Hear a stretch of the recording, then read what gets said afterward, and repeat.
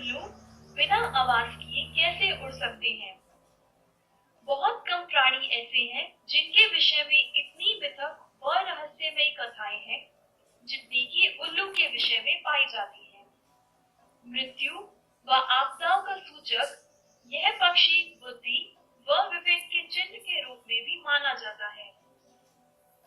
ऐतिहासिक दृष्टिकोण से उल्लू विभिन्न संस्कृतियों की लोक कथाओं में महत्वपूर्ण स्थान रखता है। यह महत्वपूर्ण पक्षी आश्चर्यचकित कर देने वाले शारीरिक गुणों का स्वामी होता है, जैसे कि बिना आवाज किए उड़ना। उल्लू के पंखों में ध्वनि सोखने के गुण होते हैं। इसके पंख अन्य सभी प्रकार के शिकारी पक्षियों के पंखों से भिन्न होते हैं, जिसके कारण वे बिना आवाज किए उड़ सकते हैं। जब हवा में कोई वस्तु किसी निश्चित वेग से गति करती है, तो इससे हवा में कंपन होता है, जिनको हम ध्वनि तरंगों के रूप में महसूस करते हैं।